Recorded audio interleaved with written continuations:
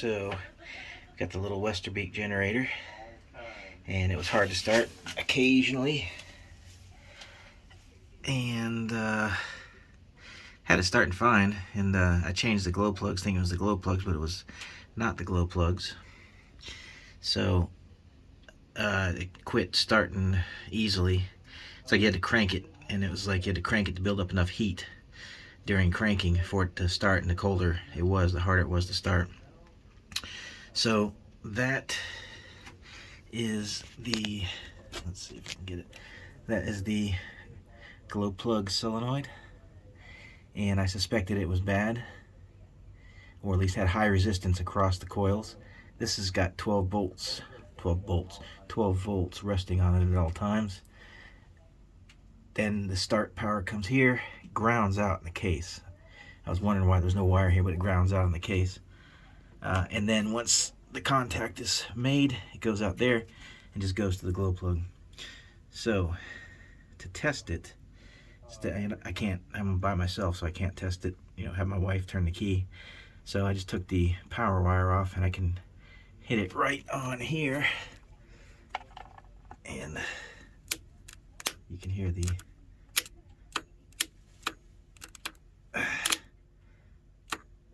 solenoid go.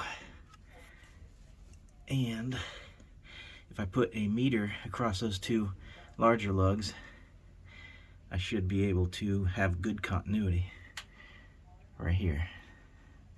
So I don't know how the hell I'm gonna do this with a camera. Let's see, now I need to see the meter. Let's see here. Let's do this. I'm gonna put this on there, and it's gonna hold it down. Let's see if I can get it on there good. There we go. Okay, so we should have contact. And if I get these two wires on there to read continuity, let's see, bear with me. Okay. All right. Now we have 1.8 mega ohms. That's horrible. A moment ago it was reading totally open, but now that I've exercised it about 10 times, it is reading a little bit, but that solenoid is bad. You get a high reading like that, mega ohms, that's no good. It should be like 0.4 ohms. So anyways, let me take that out there because those glow plugs are heating. And so I just need to change the solenoid, and then I'll start it up. So it's not too bad. All right.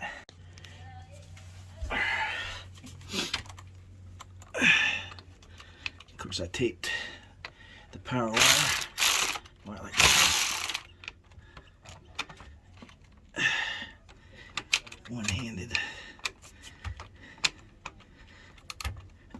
Come on. Let me put this down while I loosen these. One, two, okay.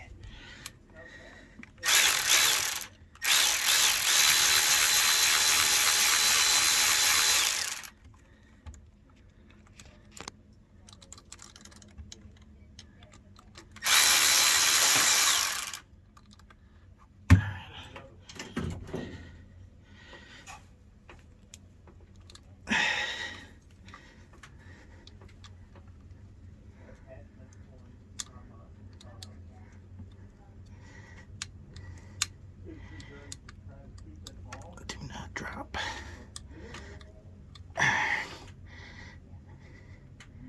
Okay. One more.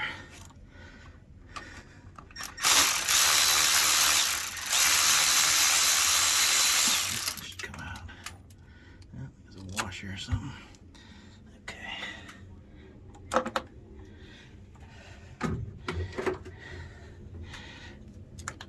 All right. Now, that pad back there, I need to clean that up because this is a case grounded solenoid. Otherwise it would have had a ground wire here. So just got one power wire. It goes from here to here, and then closes the contact inside and brings the 12 volts from here to there, and then that goes to the glow plugs, and the glow plugs are grounded and they begin to glow. Very simple, but this is probably an original solenoid. Seen better days. Where's my replacement? Right here.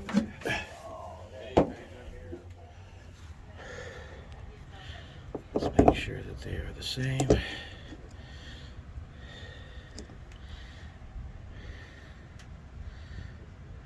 Looks good. Before we put it in, let's do one thing. Let's just double check to make sure the new one is case grounded.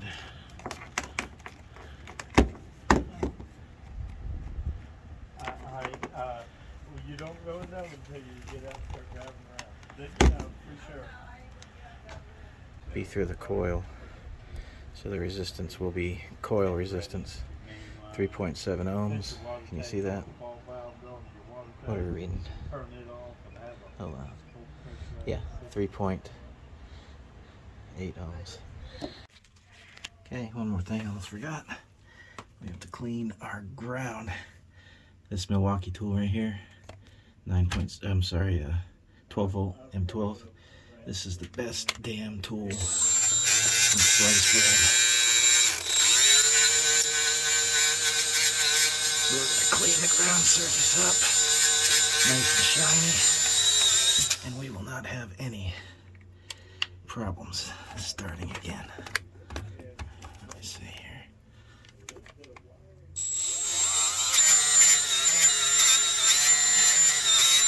This is a stainless plate.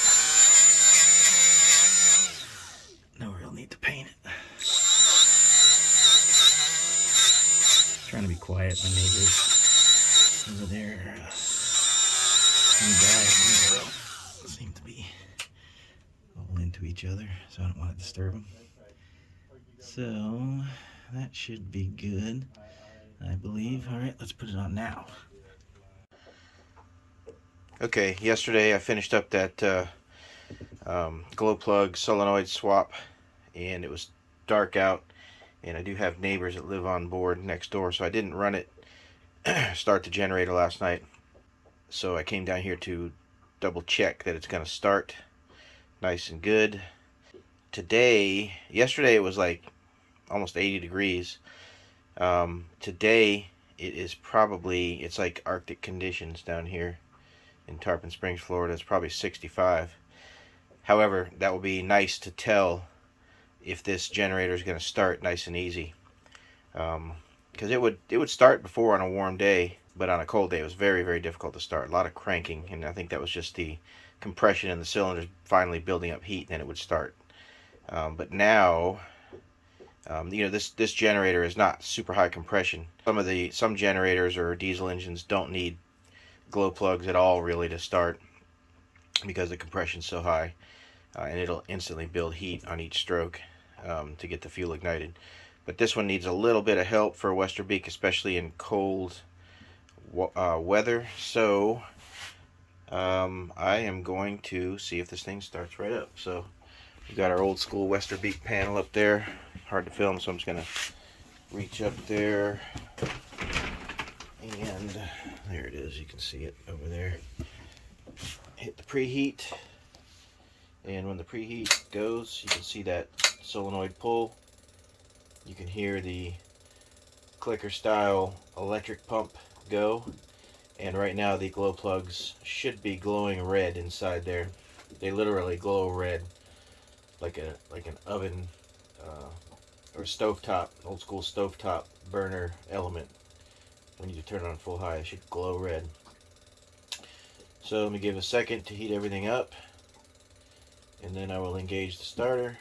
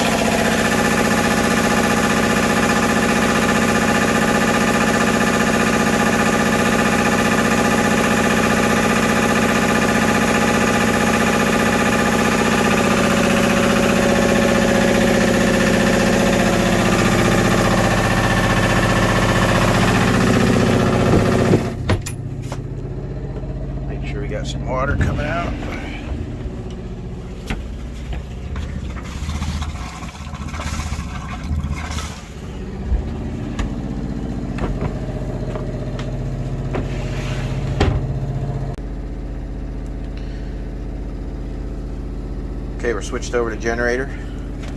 Let's see what our temperature is. Probably not going to climb very much. Oil pressure's good.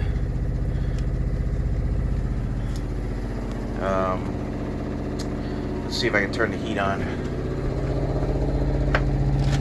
Load it up a little bit.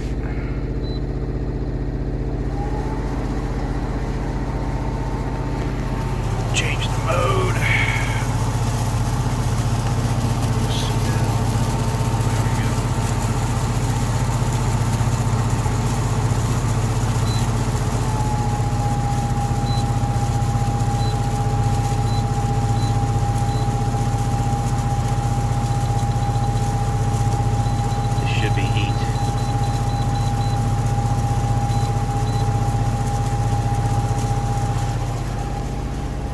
Check our,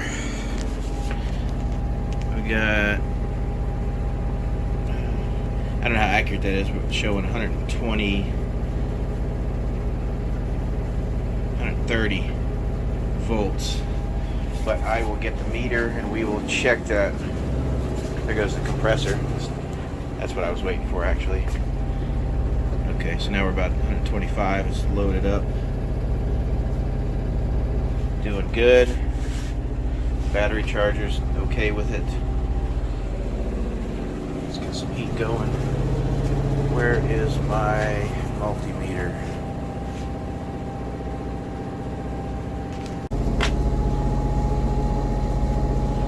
Let's check it with a meter.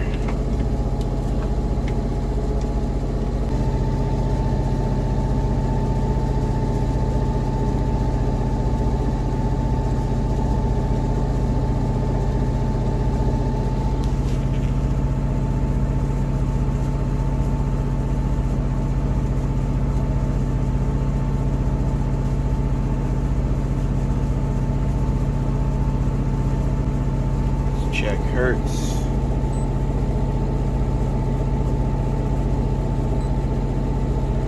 Okay.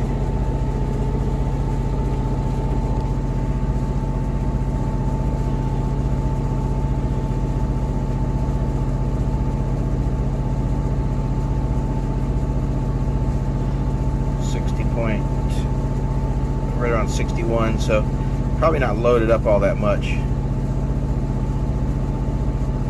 This can stand to go down to probably 59 under a big load. And the generator, it's hunting a little bit. I'm pretty sure it's hard to tell, but hertz is generally an indication of exact generator RPM. So this generator has not been run a lot, and I'm probably pissing my neighbor off right now. But I think probably the longer I let it run, the more this should stabilize. Right now it's actually doing alright. We are, let's see if we can detect a low here. 74, keep hitting 74, 72, 65, about 0.25 of a hertz swing. Most time it's right around 8. Give or take. I haven't done a lot of measuring of these older diesel generators. You know, the inverter generators, they're rock solid.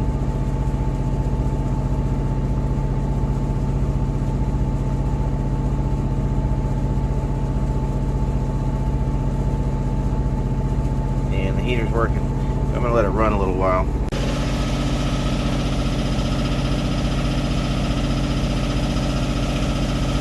Alright, after running a few minutes, looks pretty steady now. Whoops, that's me on the meter. So right around 121, pretty steady.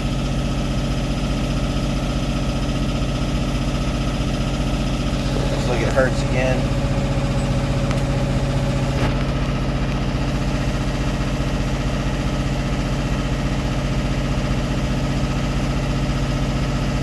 Now it's staying within about 0.2 hertz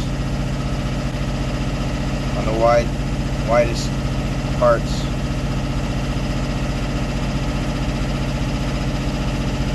3.42. There's a 3.6. So 0.3 or so. Looks good. So everything seems to be working fine. And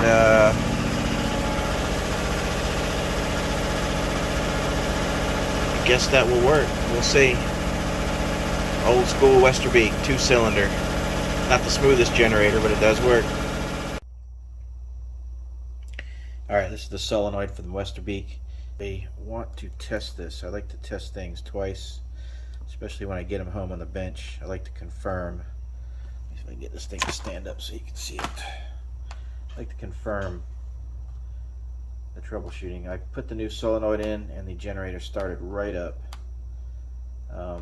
But I have been fooled before by various things. You know, you go in there and the it appeared to not be working. The glow plugs were not heating up, and then you assume, you know, you take some measurements, it appears that this is bad, and then you put the new solenoid in, and then everything seems to work. Sometimes things work simply because you're in there wiggling stuff, and the problem is actually not the solenoid, but something very close to it, like a wire or a terminal or something like that. In this case, I did check the resistance across the two big terminals, so you can see that should be open right now, obviously, because I haven't closed it. But the solenoid kicks like a mule, does work.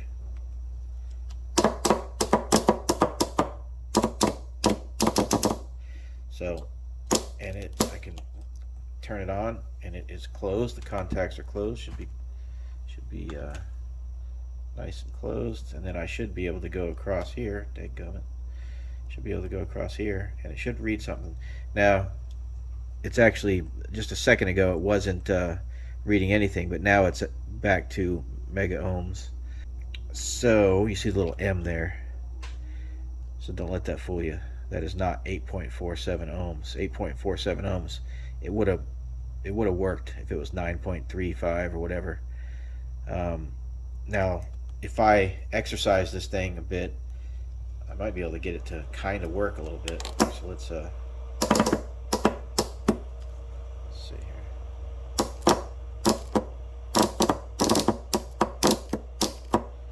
Just using the threads to cycle it on very fast.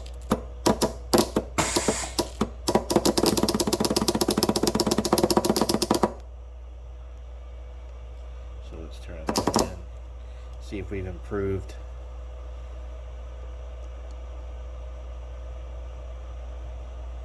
Look, oh, we were in kilo ohms there for a second. Yep. So we have improved it to 186K. Let's do something else here. Let's see if we can whack it with a hammer. Let's try this.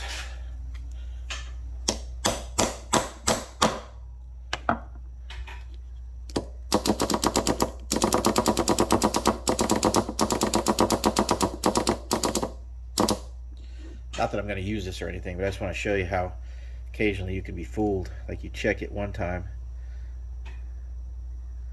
Now we're back into the M there. Super high resistance. So essentially, if you had nice, you know, I had 13.6 volts on this terminal waiting to go across the inner contacts when this was closed, and then if it does close right now, but you have 0.641 mega ohms on there, it's not good. So you would barely get anything. You couldn't even read 12 volts if you were just using a multimeter. You know, you might be reading 12 volts or 11.5 across here, 10, you know, so it would be very low. But, and you think that would be maybe enough to make it work, but it would carry no current. You couldn't get anything through here, you know, worth a damn. Might have worked one time and then not worked the next. Would have been intermittent. But now it's just shot. Can't really get it to do anything. It's probably very old, probably 30 years old at least. So anyways, the new one did fix it. I just like to confirm things that this is absolute junk. Like to drill it apart and see what the contacts. You could probably fix this if you were stuck in the islands or something. You could probably fix this if you had a couple screws and nuts to go on here, because it's just riveted. You can see it's riveted on the backside. If you pulled this apart, there'd be a coil in there, and if you could get to the contacts and just like a nail file or something, I'm sure you could make this work in a pinch. I've had to do it several times. So anyways, just a little bit of troubleshooting and repair of the Westerbeke what is it, W13 4.4 kilowatt generator. I'm tired. I worked at the boat all day. So anyways, another project down.